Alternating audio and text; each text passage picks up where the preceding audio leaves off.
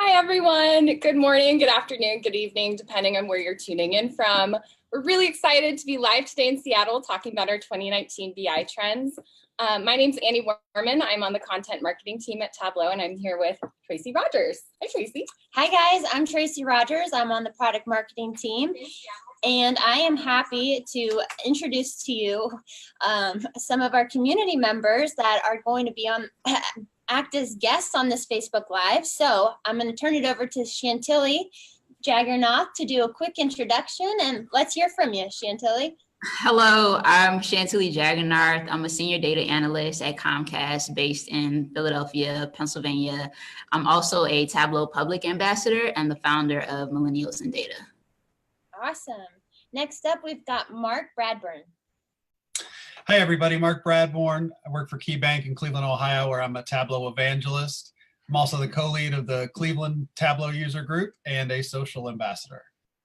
Fantastic. And then last but not least, we have Sarah Burnett. Hey, Sarah. Hi, everyone. I'm Sarah. I work for a large financial institution in Singapore as the Director of Visual Intelligence, and I co-lead the Singapore Tableau user group and am also a social ambassador for Tableau. Fantastic. Thanks, guys, for joining us today. So before we dive into our discussion about the report, if you haven't had a chance to view the BI Trends report for this year, it will be in the comments section. Just go to the link. You can see the full report and just carry along in the discussion with us in the comments. So before we dive in, Tracy, can you give us a little background information on how we source these trends and just in general what they are? Yeah, absolutely. So every year, Tableau sources 10 different trends that we think are going to be impactful to companies and businesses related to data and business intelligence. And we interview engineers, customers, product managers, analysts out in the field, and we come up with this list after dwindling it down and come up with what we think are going to be those top 10. This year we had everything from artificial intelligence to data ethics to shifting roles and responsibilities in the age of BI. That's great. Thanks, Tracy. So again, if you're just tuning in, we're talking about our 2019 BI Trends report, and you can see the full report in the link. So we just kind of wanted to talk to these guests today and determine what their favorite trends this year were. So I guess we'll start off with Sarah. What was your favorite trend? Yeah, so my favorite trend was the storytelling one, and I really saw this evolve this year. You know, a lot of what we see internally in organizations is kind of recreated Excel spreadsheets and things like that. But I've really seen a big kind of transition this year. People have been really getting involved in telling the whole story along with this. And there's some great social projects out there that we've been leveraging internally as well, like Makeover Monday, that really helps us get along on that storytelling journey. So I'm really great to see that it's listed as one of the top trends for next year, because I think it's got a lot further to go. Another really great example, I think, is if anyone followed the IronViz beta competitions this year, the level of participants was amazing, and the storytelling was really great. So some really good examples there. And I know that myself and a lot of other people in the data family started using these and kind of showing them in meetings internally of like, this is what Tableau can do. You know, we can all get on this and we can leverage this storytelling and really got to get a lot more information to our users a lot quicker. So really great to see it up there. Awesome. Yeah, one of the things that we saw a lot too was in regards to data storytelling is collaboration. And I heard a little rumor that you had a goal of doing Makeover Monday every year this week. I won't put you on the spot, or every week this year, sorry, I should say. I won't put you on the spot and ask you if you did it, but one thing I'd love to hear from you is, do you ask for feedback, and what's that collaboration look like when you publish to Tableau public or when you're doing these Makeover Mondays? Yeah, so yes, I did set that goal, and I know it's week 48 this week because I just completed my 48th Makeover Monday. So I am on target for that. And in respect to asking for feedback, I definitely do it. I put it on Twitter first and kind of get some general feedback there. And also with the Makeover Monday, Andy Kriebel and Eva Murray that run it do a 90-minute webinar. And so, you can post there and ask for feedback as well, which is great. So if I've kind of felt that my viz is good enough, then I'll put it up there for a bit of a review as well. So it's been a great space, and I think myself and my team as well have really evolved using that process of feedback. That's fantastic. Well, congratulations. That's an awesome goal. Thank you. And if anyone's wondering what Iron Viz is, we actually recorded it this year, so you can view that on YouTube, and we'll put that link in the comments as well. Thanks for sharing. So Chantilly, what was your favorite? Alrighty, so first I'd like to say that all of them were my favorite in their own unique way. And then second, I'd like to say great job to the team for actually putting the report together. I read all of the pages. I think it was about 34 to 36, and I have highlighter marks on each of them. So really great job on that. But my favorite trend was one that actually surprised me. It was the one around the data democracy, elevating the data scientists. And this trend was around like data scientists developing soft skills in order to drive organizational change.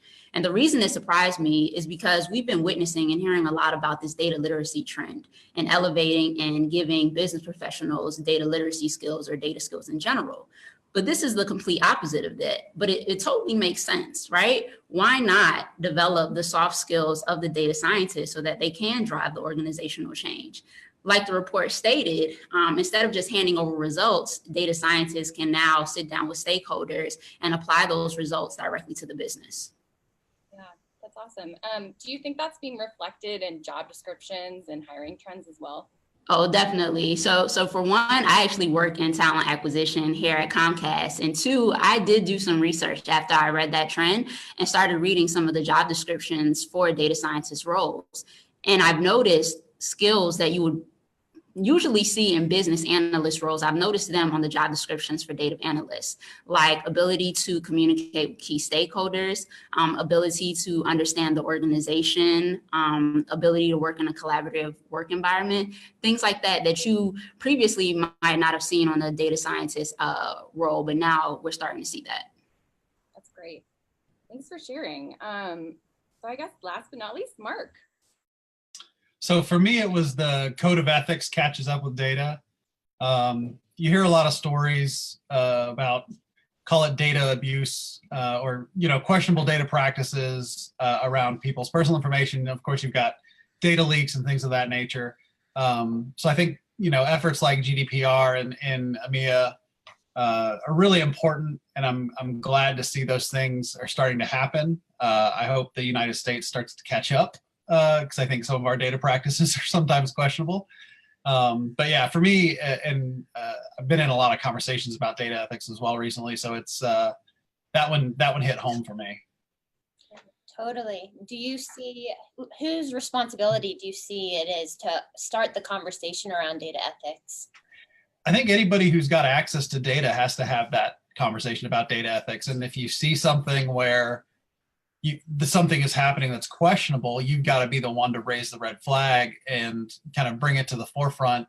So I think for a long time now, people have kind of been ignoring it, or maybe just kind of playing the ignorance is bliss. I don't know that it's a bad thing, so it's okay. But I think in an age where we are pushing data literacy as hard as we are, I think that the data ethics goes hand in hand, and you need to understand what's happening with the data. Totally. Well, it's interesting that you three brought up those trends, because those were among some of our highest voted trends. If you haven't read the report, there's still a time to go through and read it. And as I think the link should be in the comments, but there's also a voting aspect that we have on the trend. So you can say how relevant you think that this vote is, a particular trend is to you or your business or what you're seeing out in the market. Some of the most relevant ones that we have were around data management, data storytelling, and enterprises getting smarter about adoption. Yeah, were there any surprises that you? I mean, those are what I've seen as big trends. Something that surprised me this year is NLP and AI topics weren't voted as much. Why do you think that is? I think, I think that a lot of that could be just NLP and machine learning are hot topics in general. People are always talking about them. So I'm guessing maybe they just want some fresh content. Yeah, that makes sense. Also worth noting, we did kind of a new trend this year around data collaboratives, which is about this idea of private and public sector organizations sharing data to really advance research, like Fred Hutch is doing here in Seattle. So I was actually interested that didn't get as much votes, but it makes sense with the way we phrase the question, most relevant. Maybe that's not relevant to every organization. So that makes sense. But we'd love to hear from you guys. What did you find surprising about the voting this year? Yeah, so I was kind of expecting, and I'm going to put a bit of my kind of finance banking hat on here, and kind of there's been a really big movement that we're seeing around the globe on kind of API open banking space. So like a lot of curated data sets and things like that are happening. There's a lot of people that don't really know about this, but like regions like Europe, for example, are actually enforcing that. I think this next year coming up that that customers own their own data. So they've been enforced, all the banks are being enforced to do APIs so customers can access their own data. And places like Hong Kong are really taking the lead on this, and they're actually giving back.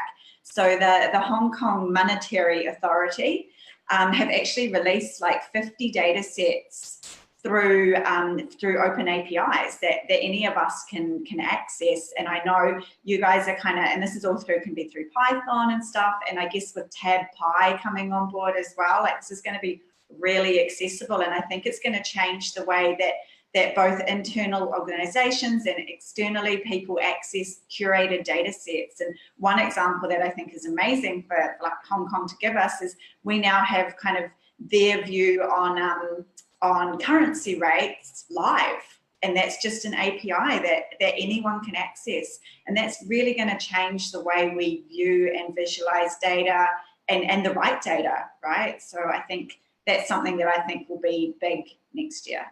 Yeah, thanks for sharing. That's really interesting. So anyone else on what you think maybe we missed this year or any surprises? I was actually really surprised that data literacy wasn't there. I mentioned that it's a big push. I know at Key, we've got a big initiative right now around the future ready workforce, and data literacy is a big part of that. So I was very surprised that data literacy didn't crack the top 10. Yeah, that was. Sorry, go ahead.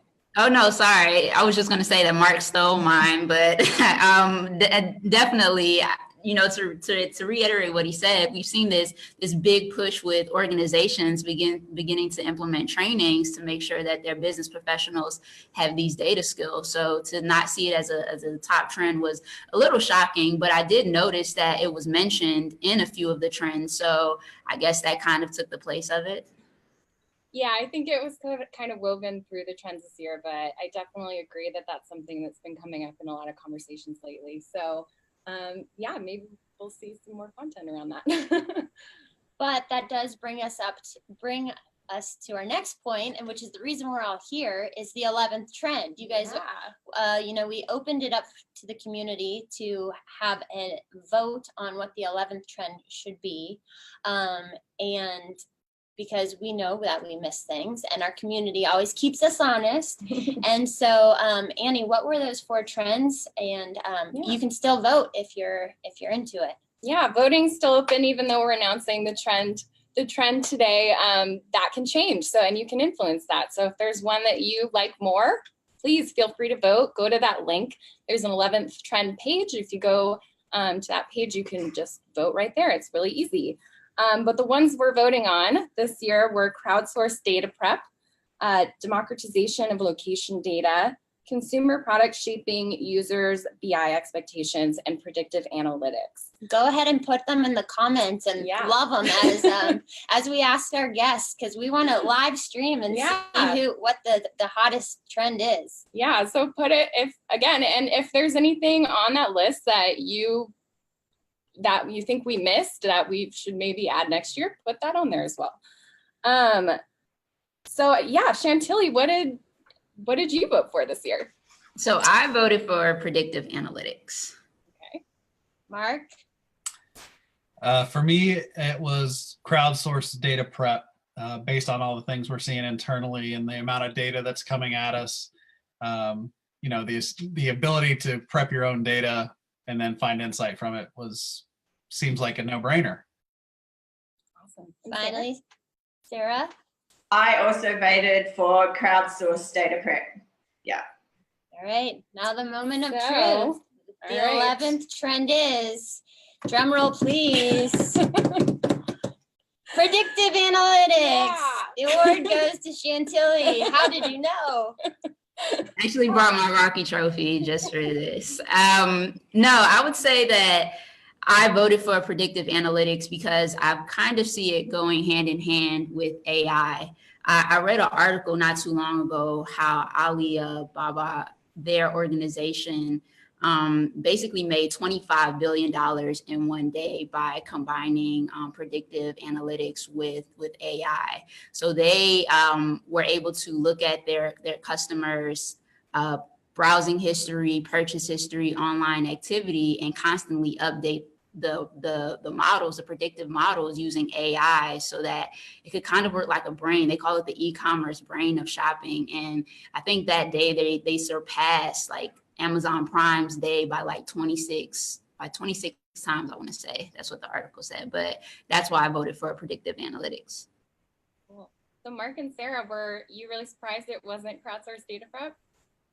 I was robbed. No. Of course we wanted to win. No, I mean, there was there's a lot of predictive discussions happening internally for us as well. So I think honestly all four of them merit mention as the 11th trend.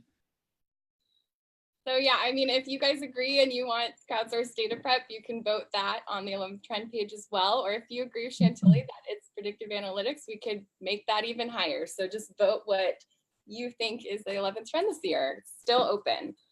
So it looks like we're running out of time, but I want to thank our guests today because this was a really interesting discussion and we always like to hear what the community has to say about these reports. There's still a lot of content coming. So if you want more, if you read the full report and you want more information, we're going to do a whole webinar series. So that link will be in the comments as well. So register for that. And then also we got some blog posts coming up with a viz in it if you want to explore that DI trends data. So we're signing off for 2018 from Seattle, but thank you guys for joining us and we'll see you next year. Bye. Bye, thanks guys. Bye.